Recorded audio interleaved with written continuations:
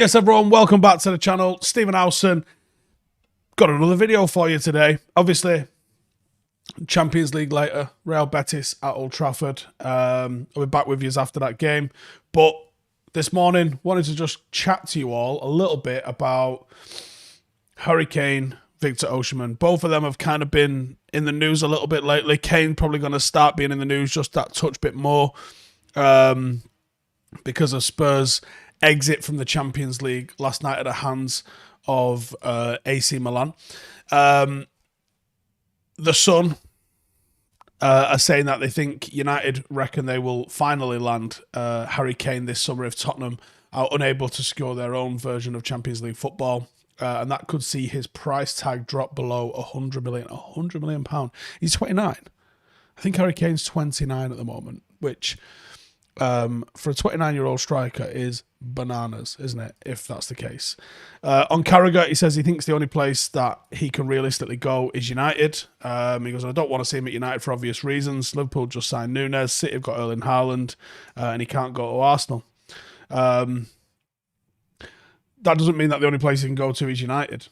It doesn't really. There are probably other places he could go to.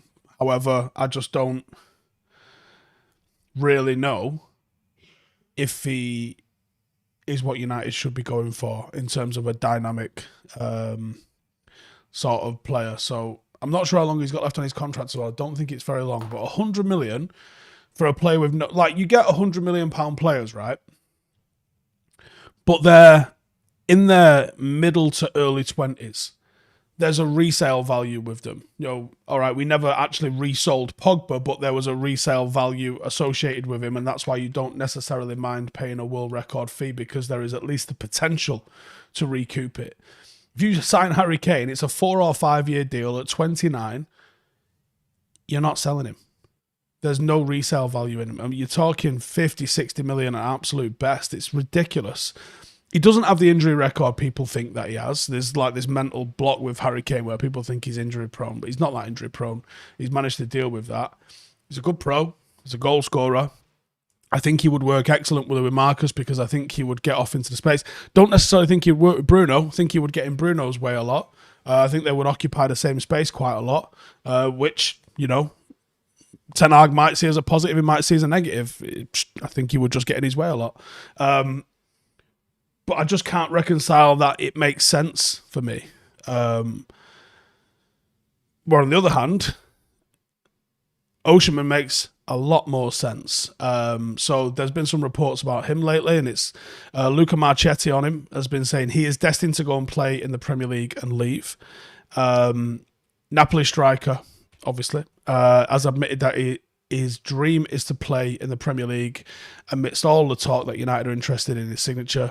He's got 21 goals in 26 appearances this season. It's actually a bit better than that. He's also got 4 assists, and he's got 18 goals in 32 last season. Napoli are aware of the attention, and I said to be only interested in selling him if it's an indispensable offer. That means bids must be somewhere in the region of 150 million. Now, that's a bit giddy. And I think that they're saying that just to sort of drive the price up. You don't go into a negotiation and go, listen, just put it out there before we start talking. I will take whatever you're offering. No, you've got to go in there and be like, we're not selling him. And if we are selling him, you better be, you know, talking about some crazy, crazy figures. I think you put 100 on the table for him. That's going to get him over the line. And he's 23. It's the right sort of age. There's a poll down in there as well. If you want to get your votes in, who would you go with, Kane or Osimhen? Now, as I said, it's a little bit better than 21 and 26, because he's only actually had 19 and a half full 90s. And in that time, he's got 19 goals. So I'm assuming these stats are from the league only. So per 90, you're talking 0.98 goals per 90, basically a goal a game. Obviously, he's got a couple of assists in the mixer there as well, but the goals and assists takes him over 1.13 goals per 90, which is about the same as Lewandowski was getting 2 years ago. Just for as an FYI, it's about the same as what Lewandowski was producing a couple of years ago, 1.14, when he was the best player in the world, by the way. So Osimhen, for me, is a no-brainer. He's a lot more dynamic. I think he suits our forward line. I think Harry Kane is an excellent footballer, and I think the way he comes and drops deep, I think his playmaking is extremely underrated. But I think Osimhen hits you hard from the front, gives you an opportunity to play very, very aggressive front foot football. I think you're going to get a lot more years of service out of him, and I think even then you've probably got a bit of a sell-on value from him as well. A8 says Kane would do an RVP and win us the league, but would he win us one and then leave? Brian Casey says Kane would be another Van Persie. Another one saying that. May get one, maybe two decent seasons, not worth 100 million, and Ten Hag's rebuilding, so a 30-year-old striker doesn't make sense. Joe says Osimhen, Frankie, Varane, Casemiro backups. Osimhen and Frankie, Varane and Casemiro backups, and we can win titles. That's it, titles. Retro Petro says Osimhen fits Ten Hag's system more. I agree. Andrew says Osimhen coached by Ten Hag. That's what we are talking about. Bernard says Osimhen first touch is shite. Watch his goals, very few in the box against a low block. Lukaku, point two.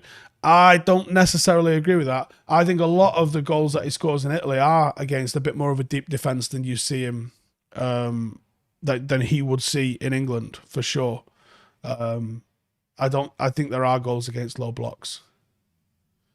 Robert says, even if Kane's impact is more immediate, would prefer to have Osimhen long term, even if it includes a one-season bedding in period. What about Ramos? There hasn't been any talk about Ramos lately, possibly because of a video of him fucking tugging himself off all over Twitter.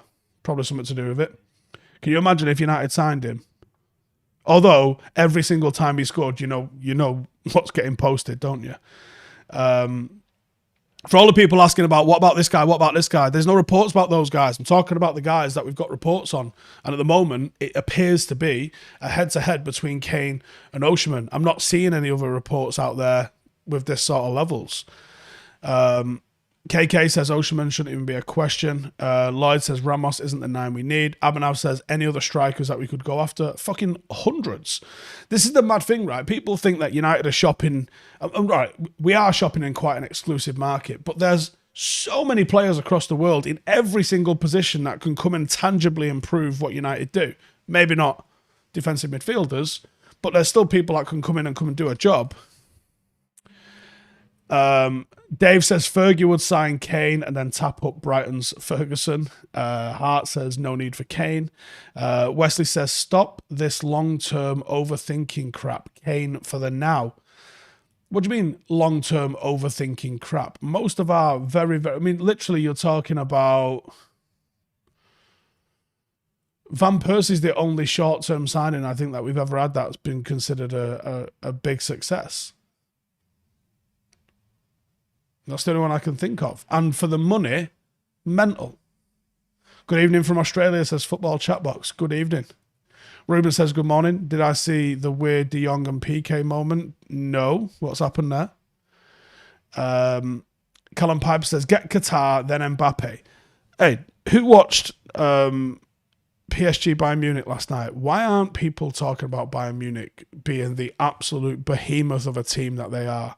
They had so many players that didn't even start last night, and they made it look easy. Musiala was the best player on the pitch. Messi didn't look arsed. Mbappe didn't look arsed. What a mad game that was. People talking about PSG, Real Madrid, Manchester City. No one was talking about Bayern Munich winning this thing, and for me, they look so strong. Nicholas James says, don't forget Sheringham.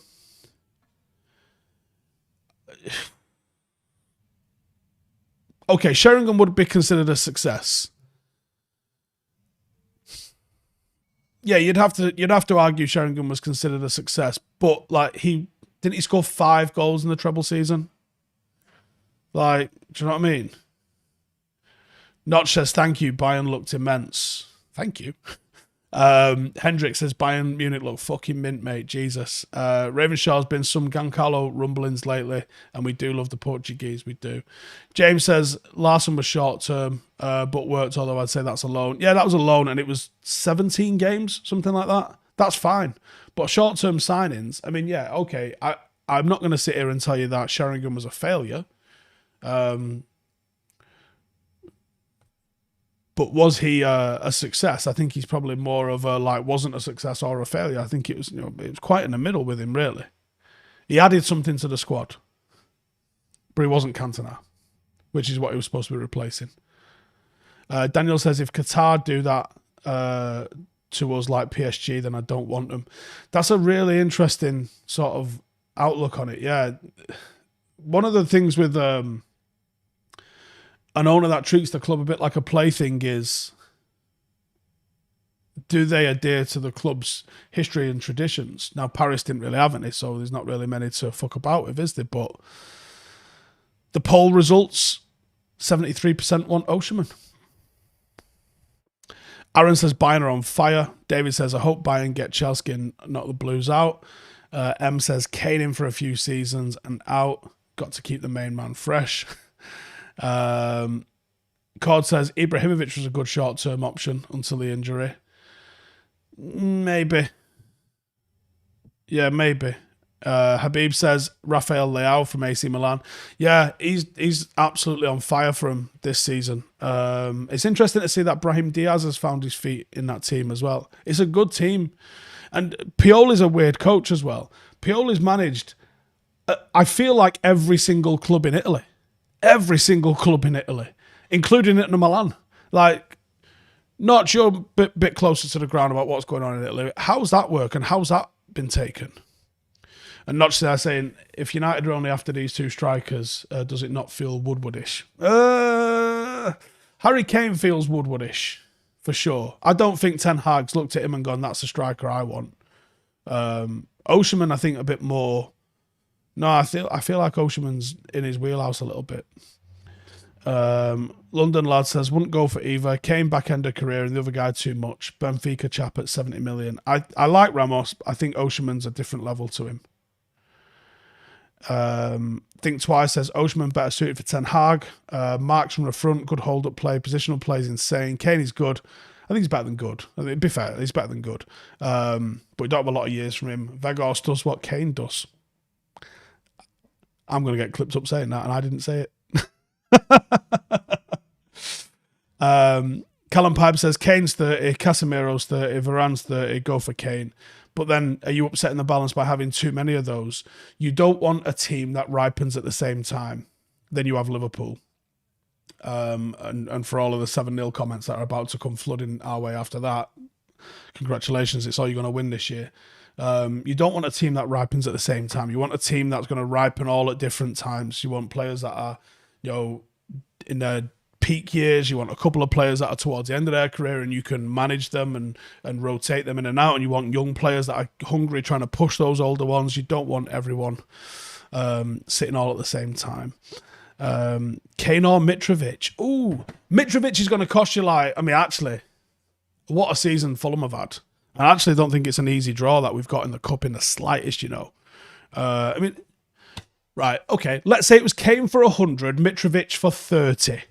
Who are you taking? Because I'm taking Mitrovic at 30 because then I'm going to use that 70 million and I'm going to find us another midfielder. I'm going to put that towards a Bellingham or somebody like that in midfield. George says, what about when AFCON comes around every year and we lose Osimhen for 2-3 weeks every year? I don't think it's that big a drama, to be honest. Brian says Mitrovic all day. Knight says Mitro at 30. 8 says Kane all day. If it wasn't for his potential ban, I'd take Ivan Toney. I bet you would. Paul says, what are your thoughts on tonight? United needs a reaction. I think we're going to rest a few players tonight, I think we're going to rest a few. Manchester Maverick says take Mitro all day, spend the rest on other squad needs that we have. M says I know Osimhen is having a breakout this season, but he can sustain it. Kane has done it year in. But can he sustain it? Kane has done it year in year. I mean, he had a breakout season last season, and this season he's just sort of built on it. So to me, don't worry about it. Mood Swing Gaming says problem with Kane is he'll be expensive because all English players are. Yes, which makes me think not worth it given the whole situation. Sophie says Jude is a Liverpool fan. He liked Trent's post on Sunday. I don't care. I think you'd be shocked at how many ex-pros supported rival clubs, and even how there's players that support United that play for our rivals. I don't think it matters. Daniel Riley says we arguably need a right back as well. Yeah, I think striker's the first priority. I think right back and another central midfielder. Do I see us winning the title in the next 5 years? Yes. Thoughts on Vout touching the Anfield sign? Storm in a teacup. Wouldn't have done it myself. Probably if I was in the queue behind him, I'd have been like, what are you fucking doing? But that's it. Like, there's no... What, do you want to kick him out of the club for that? It was a stupid idea, but like we haven't all done stupid shit. Caston says we nearly read to respond today. This is not the easiest game. If you've not seen my preview, go and check my preview out. But they do some mad risky shit, which it's either going to work for them or it's going to tragically blow up in their face about. So it could be an interesting one. Alex says we could get Camavinga from Real. I saw that this morning, actually. I didn't delve into it, but I did see that there was something talking about United and Camavinga, and I was like, not sure about that one. Ant says Keno would have chinned any player that tried that back in the day. Yeah, I mean, Rio's got that story, hasn't he, about where Ruud van Nistelrooy, I think, has scored a hat-trick, and he's come walking in with a City shirt tossed over his shoulder, and Fergie's gone fucking bananas at him and said, don't ever fucking bring one of them shirts in here again. I guess there has to be a bit of an attitude about that sometimes, doesn't it? Some says Harry Kane all the way. Still don't trust Osimhen 100%. Imon Bill scored 30 plus in a season in Serie A and 27 in another. Osimhen needs to score at least 35, 40 to justify that price. Yeah, but how many people actually do that in Italy, though? Italy's traditionally a lower scoring place. Aishay says, how many matches does Tony get? I don't know. I mean, was it 260 something charges? And I love when he was like, he's pleading guilty to quite a lot of them. Fucking hell, man. Madness. Does he have a problem? I mean, shit, you could easily argue the case. He does have a problem. I mean, I like the occasional flutter, but I don't think I've put 200 odd bets on in a year. That's a mad one. Knight says, give me a Rooney regen to work next to Rashford. Oh. We have a Rooney regen. He's called Rooney. And he's about 12 at the moment. You have to be a little bit more patient for that one. James says, PK refused to go up, to get up for De Jong to sit with his missus or something. Brian says, wait until they legalise gambling on WWE. Did you see that? I put that on my Instagram before, right? If you're going to gamble, you crack on. The reason that we like a gamble, or the reason at least I like a gamble, is that we think we know better than the bookies, right? Do we? No, right? They got algorithms coming out of their ass. But the reason is you go, I spotted something here. I think there's a gap there. Or this is what I'm feeling like today. United are in good form and I fancy, or this player's in good form and I fancy him to score and I feel like it's going to be 2-0, right? Why would you bet on something that's fucking scripted? So there's some petition in America to legalise gambling on WWE. If that doesn't explain America, I don't know what does. What the fuck? It's like gambling on EastEnders. That's absolutely mental, by the way. Absolutely mental. Because here's the thing, right? You can't use logic, form, any of that sort of shit because it's written. So you're watching it going, Hulk Hogan's absolutely caning Ultimate Warrior here. I reckon he's going to win. No, because it's written that he falls over on a banana skin and gets hit by a chair. Like, are you mental? If you're gambling on WWE, I'm just going to assume you're a fucking idiot. That's all right with you? Is that all right with you? Sweet. Notch says, Poli's managed 14 clubs. Jesus. Sacked at most of them. It was like the Italian version of the managerial relegation merry-go-round, but now gets treated better than the likes of Big Sam. Tina with a super chat says, look at Lukaku, scored 30 goals for Inter and a flop at Chelsea. Lukaku's not, I mean, all right, it didn't work out for him at Chelsea. But Lukaku's not being a flop. Lukaku scores goals. He scored goals in England. You know, it's one of those, isn't it? Wesley says F1 is also a scripted circus. I'm not sure about that. I mean, to be fair, I mean, you can talk about Serie A being a scripted circus, can't you? Because that's been proven at some point. Or at least it was. Som says strikers always score high in Italy. League may be low scoring, but it always works well for strikers. Quagliarella scored 26 5 years ago. Right, but that's not normal. Like, that, it's traditionally a lot lower scoring. That's an outlier. Weghorst has already been more successful in English football than Kane, says Lee Seymour. Well, trophies, yep. Santa Notch says betting on theatre. Yeah. I went to watch The Lion King in Manchester the other day. Imagine me going, I reckon Mufasa gets out of this. I reckon it'd be fine. Was that 3-1? Yeah, I'll have a bit of that. What are you doing? 8 says we should sign Haaland when City get demoted to League One. They're not going to get demoted to League One. Brian says we need another striker like Chicharito, unknown in England, and takes the league by storm. I think that's getting harder to do with the amount of fire that people are catching. But there's still South America's coming up with a lot of real good players at the moment, both Brazil and Argentina, and it'd be good to see some more really sort of emerge from there. Emma says Portuguese league seems to translate well to the Premier League. Portuguese league's a nice little stepping stone into the Prem.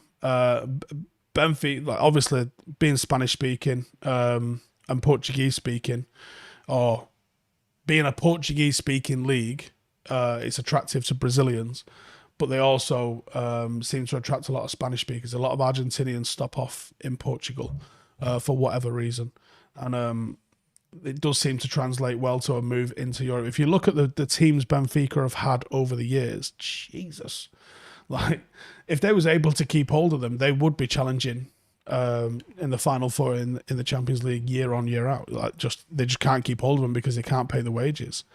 But yeah, that's the mad one. Pete Macker says Kane would have to be told to stop dropping deep. Not really. If you got pace ahead of him, just the way they use Son, it'd be fine. But then he's literally in the spot where Bruno is, and then you would need someone to be, something different.